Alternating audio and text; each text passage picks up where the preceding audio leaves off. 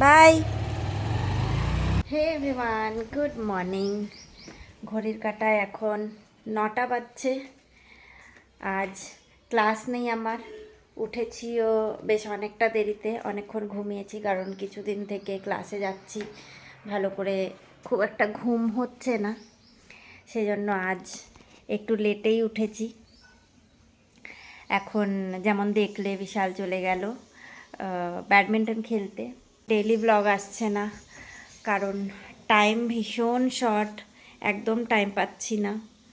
সকালবেলা উঠে মানে এই পা নিয়ে দৌড়ে দৌড়ে সমস্ত কিছু করে তারপর যেতে হচ্ছে।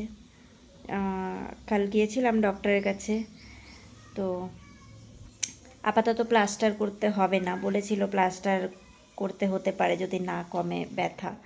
ব্যথা এখনও আছে কিন্তু আগে থেকে বেটার, সেজন্য বললেন যে এখন আর প্লাস্টার করার দরকার নেই, কিন্তু পাটা একদম রেস্টে থাকতে হবে, মানে কোনো রকম ওয়েট দেওয়া যাবে না পায়ে।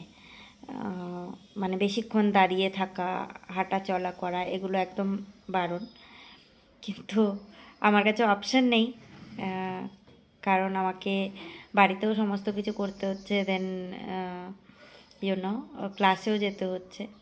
এনিওয়েজ বাড়িটা তো তাও সেকেন্ডারি, যদি ক্লাস না থাকতো একটু হলেও রেস্ট পেতাম, কিন্তু যেহেতু ক্লাসে যাচ্ছি সেহেতু বাড়িতে রেস্ট একদমই হচ্ছে না। ক্লাসে যাওয়ার জন্য সকাল সকাল উঠে সমস্ত কিছু রান্নাবান্না করে তারপর আমাকে যেতে হচ্ছে কাজ করে। চলে এসেছি কিচেনে, চিয়া সিড ভেজাবো, একটু চিয়া সিড নিয়েছি। এটা গরম জলে আমি প্রতিদিনই খাই, চেষ্টা করি খাওয়ার, হয় না সব সময়। এখন গরম জলটা বসিয়েছি, এটা ভেজাই, তারপর দেখছি ব্রেকফাস্ট কী বানাবো। আজ লাঞ্চে বেশি কিছু বানাবো না, কারণ বিশাল বলে গেছে অরহর ডাল আর আলু ভাজা করতে। এনিওয়েজ আমি এই দুটো তো করব না, আর একটু কিছু করব।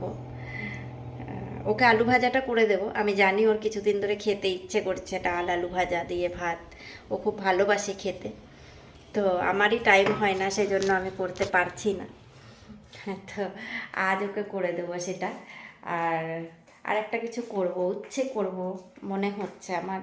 উচ্ছে খুব ভালো লাগে খেতে, ও ভালোবাসে এখন, আগে খেতো না কিন্তু এখন খেতে ভালোবাসে, তো ওই উচ্ছেটাও করব। দেখেছো আমি হাঁটতেই পারছি না, আস্তে আস্তে চলতে হয়। চলো আমি এই জলটা খাই, তারপর আবার তোমাদের সাথে দেখা হচ্ছে। বাই।